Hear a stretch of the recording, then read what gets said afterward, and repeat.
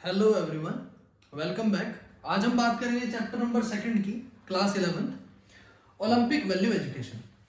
Olympic value education और इसमें एक नया वर्ड यूज किया इन्होंने, ओलंपिज्म।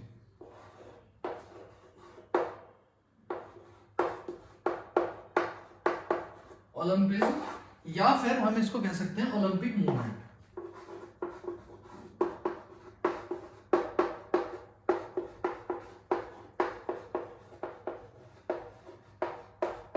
ओलंपिक मूवमेंट, ये दोनों एक ही बात है, ठीक है, जो कि बनाई है आईओसी ने। किसने बनाई है? आईओसी। आईओसी मतलब इंडियन इंटरनेशनल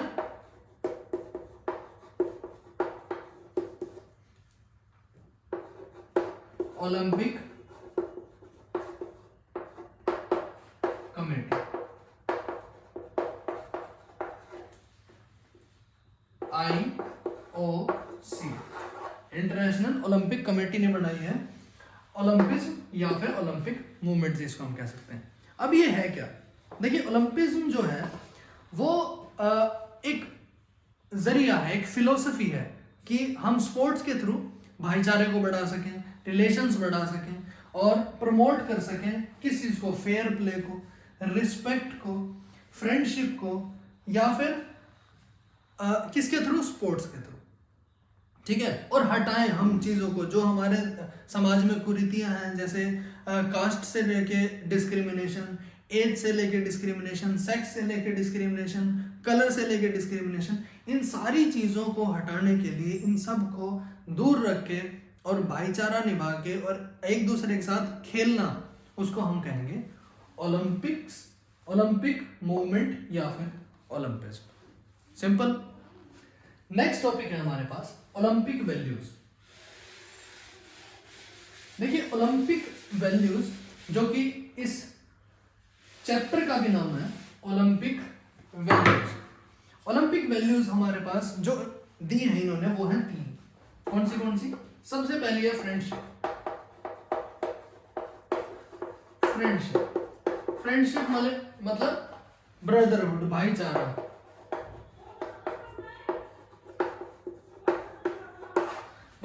मतलब फ्रेंडशिप किस चीज को?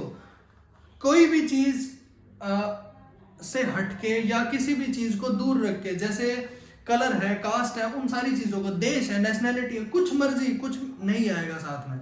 आपने देखा भी होगा, अगर हम साथ में किसी के खेलते हैं तो हमें फर्क नहीं पड़ता वो कौन है, कैसा दिखता है, कहाँ से आया है, मैटर नहीं करता।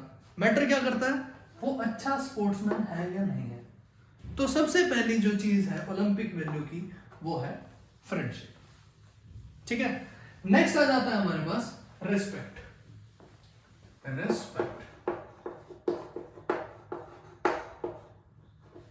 अब रिस्पेक्ट किस चीज की? किसकी रिस्पेक्ट करें? कौन सी रिस्पेक्ट के बारे में बता रहा है?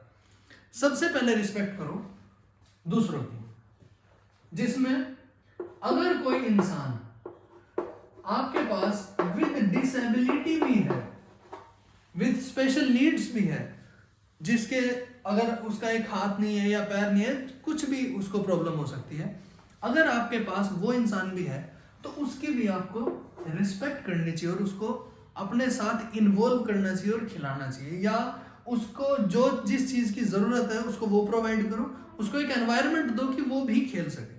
वो होगी आपकी रिस्पेक्ट नंबर 1। सेकेंड रिस्पेक्ट की अगर मैं बात करूं तो वो होगी आपकी आइडियाज। किसके आइडियाज? औरों के आइडियाज। अगर आपको कोई आइडिया दे रहा है, कुछ बता रहा है, तो उन आइडियाज की रिस्पेक्ट करनी है, उनके ओपिनियंस की रिस्पेक्ट करनी है। वो होगी आपकी रिस्पेक्ट नंबर 2। थर्ड आ जाती है किस चीज की रिस्पेक्ट? खुद की रिस्पेक्ट, सेल्फ रिस्पेक्ट। आपको अपने ऊपर ध्यान देना है कि आप कैसा खा रहे हो, क्या आपने यूज किया मेथड्स, अगर आप डोपिंग वगैरह तो नहीं कर रहे हो, तो वो चीज होगी खुद के लिए रिस्पेक्ट, आपकी सेल्फ रिस्पेक्ट। अगर आप अच्छे से काम कर रहे हो, अगर आप सारी चीजें सही रूल्स के हिसाब से चलोगे तो आपकी आंखों में आपकी रिस्पेक्ट अच्छी होगी। आप ये नहीं कह सकते कि भाई मैंने वो चोरी की और उसके बाद इंसान एकदम फिट है, नहीं, वो जरूर सोचेगा उसके बारे में। तो अगर कोई इंसान सेल्फ रिस्पेक्ट गेन करना चाहता है तो उसको ठीक रहना पड़ेगा अपने आप के लिए। तो इसलिए वो क्या खा रहा है, उसने कोई अर्गोजेनिक एड्स ना यूज किए हो उस इवेंट के लिए। अर्गोजेनिक एड्स होते हैं जो आपकी परफॉर्मेंस को इन्हांस करते हैं, जो कि अलाउड नहीं है। फॉर एग्जाम्पल कोई स्टीरॉयड वगैरह ले लेना, उसके बारे में धीरे धीरे डिटेल से बात करेंगे। तो वो अगर नहीं लिया है तो वो आपकी सेल्फ रिस्पेक्ट होगी। नेक्स्ट आ जाती है आपका अपना ओपिनियन। देखो, आपने दूसरे के ओपिनियन दिया, उसकी रिस्पेक्ट की, अब आ जाती है आपका सेल्फ ओपिनियन या फिर आइडिया। आपके दिमाग में भी खुद ना खुद कोई ना कोई आइडिया तो आता होगा, उसको दबाना नहीं है। उसको अगर लग रहा है कि हाँ ये चीज गलत है तो उसके अगेंस्ट खड़े हो, उसके सामने बोलो। ऐसा नहीं है कि कोई भी रूल चलता आ रहा है, उसके अगर लग रहा है कि ये गलत है तो उसके सामने बोलो। वो आपका ओपिनियन है, वो आपका आइडिया है, उसको रखना, वो भी अपने लिए एक रिस्पेक्ट है। नेक्स्ट जो वैल्यू है, 3 चीजें पढ़ ली हमने, 2 चीजें सॉरी, एक होगी फ्रेंडशिप, दूसरी आ गई रिस्पेक्ट, और तीसरी है हमारे पास excellence.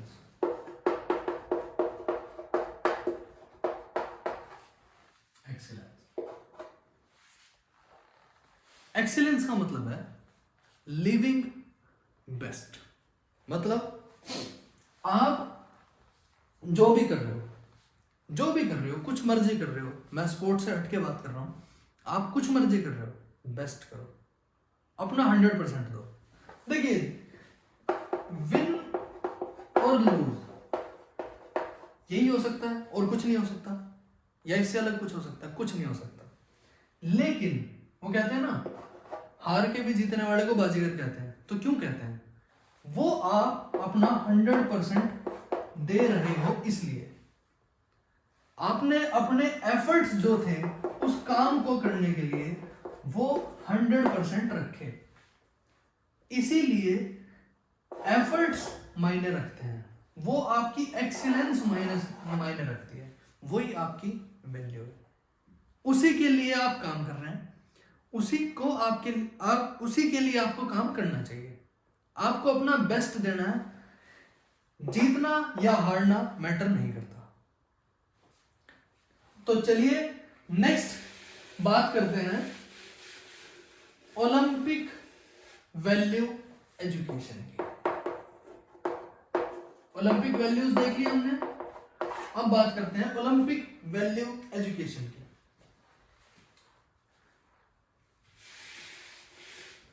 Education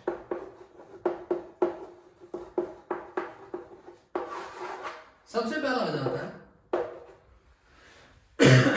Joy of effort.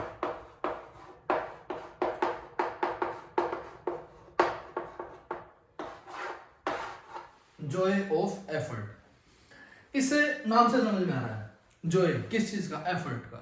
जो आप कर रहे हो ना उसको मन लगा करो और मजे से करो। जैसे अगर मैं पढ़ा रहा हूं तो मजे से पढ़ा रहा हूं, कोई प्रॉब्लम नहीं है। अगर आप पढ़ रहे हो तो मजे से पढ़ो, मस्त होके पढ़ो। अगर आप वर्कआउट कर रहे हो, ठीक है, तो वर्कआउट रो पीट के नहीं करना कि यार सुबह उठना है, जाना है, ये करना है, वो वर्कआउट करो, मस्ती से करो, मजे से करो, आपको मजा आना चाहिए, ठीक है। तो वो है आपका जॉय ऑफ एफर्ट। नेक्स्ट आ जाता है हमारे पास फेयर प्ले। फेयर प्ले, देखिए क्या करना है, फेयर करना है। प्ले मतलब प्ले को गोरा नहीं करना, साफ सुथरा खेलना है, ठीक है। साफ सुथरा मतलब हर्ट नहीं करना किसी को जानबूझ के। कोई हो जाता है वो अलग बात है, मतलब आप जैसे फुटबॉल खेल रहे हैं, कॉम्पिटिटिव गेम है, तो चोट लग जाना लाजमी सी है, लेकिन आप जानबूझ के अगर उसको मार रहे हो तो वो अच्छी बात नहीं है। इसलिए खेलो लेकिन फेयर खेलो, साफ सुथरा खेलो। जो आपके पास है वो करो, जब नहीं हो सकता तो अनइवन जो टैक्टिक्स हैं वो यूज मत करो। अनइवन टैक्टिक्स यूज करो लेकिन अनइवन मत करो जिससे किसी की जिंदगी खराब हो जाए या कोई हर्ट हो जाए। नेक्स्ट हमारे पास रिस्पेक्ट फॉर अदर्स। देखिए यहाँ पे रिस्पेक्ट जो है ओलंपिक्स ने बहुत ध्यान रखा है रिस्पेक्ट के लिए, क्योंकि जो स्पोर्ट्स है, स्पोर्ट्स का दूसरा नाम होता है डिसिप्लिन। तो डिसिप्लिन तभी होगा जब आप रिस्पेक्ट करोगे एक दूसरे की।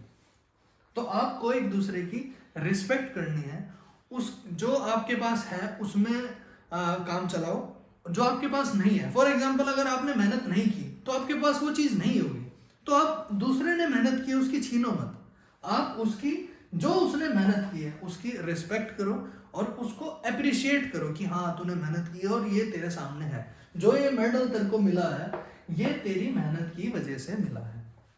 ठीक है, नेक्स्ट है हमारे पास परस्यूट ऑफ एक्सीलेंस। क्या है? Pursuit of excellence. यहां पे फिर से वही बात आ जाती है कि कास्ट, कलर, क्रीड, नेशनैलिटी, इन सब को हटा के, इन सब को दूर रख के हमें एक्सीलेंस की तरफ ध्यान देना है कि आप जो कर रहे हो वो बेस्ट होना चाहिए, जो आप कर रहे हो वो आपका 100% एफर्ट होना चाहिए, बस उसी पे ध्यान दो और काम करो। नेक्स्ट और फाइनल जो आज का हमारा टॉपिक है वो है balance between body, mind and will. देखिए विल, बॉडी और माइंड, ये तीन चीजें हैं जो कि आज के टाइम में लैग भी करती हैं और उसका बैलेंस होना बहुत जरूरी है। अगर आपके पास अपॉर्चुनिटीज आ रही हैं, आप काम करते चले जा रहे हो, लेकिन धीरे धीरे कई बार क्या होता है बीच में कुछ ऐसी डिस्टरबेंस हो जाती है जिसकी वजह से आप वो कंटिन्यू नहीं कर पाते, या फिर आपको रिवॉर्ड्स अवार्ड्स जो मिल रहे थे लगातार वो मिलने बंद हो जाते हैं। उस टाइम आपको जरूरत पड़ेगी विल की। आपको विल बनाए रखनी है। ऐसा नहीं है कि रिवॉर्ड मिलना बंद हुआ, अवार्ड मिलना बंद हुआ, रिस्पॉन्सिबिलिटीज आ गई, प्रॉब्लम्स आ गई, आप सब कुछ छोड़ के भाग जाओ, नहीं। Will is more important. आपको क्या करना है, उस पर फोकस रखना है और काम करते चले जाना है। धीरे धीरे अपॉर्चुनिटीज आएंगी और आप सक्सेस हो जाओगे। जैसे अगर मैं एक टेबल टेनिस प्लेयर की बात करूं, उसके साथ क्या हुआ कि 5 साल की एज में उसने बहुत अच्छा खेला, एक इवेंट जीता डिस्ट्रिक्ट, फिर उसके बाद उसने 6 साल की एज में फिर एक इवेंट जीता, फिर उसके बाद उसने 8 साल की उम्र में फिर एक इवेंट जीता, फिर उसके बाद 11 साल की उम्र में एक इवेंट खेलने जाना था उसको, लेकिन उसकी हाइट थोड़ी सी छोटी थी, तो इस वजह से उसकी टैलेंट को साइड में रखते हुए उन्होंने वो क्राइटेरिया स्टेबल देखा कि क्या हो सकता है। अब क्राइटेरिया के अंदर वो नहीं जा सकते थे, तो इसलिए उसने वो ड्रॉप कर दिया प्लान। लेकिन धीरे धीरे वो जब 16 की हुई, उस टाइम वो नॉर्म्स नहीं थे, वैसी चीजें नहीं थी, लेकिन उसने 16 जब वो 16 ईयर्स की हुई तो उसने नेशनल मेडल जीता। तो धीरे करके अब अगर उस टाइम, जिस टाइम उसका 4 साल का बीच में वो गैप था, अगर उस टाइम वो छोड़ देती कि यार कुछ नहीं हो रहा, मेरे को खेलने नहीं दे रही है वो, तो आज वो अच्छी प्लेयर नहीं होती। ठीक है, तो होप आपको ये सारी चीजें समझ में आ गई होंगी। कंटिन्यू करेंगे नेक्स्ट वीडियो में, तब तक के लिए bye bye and take care.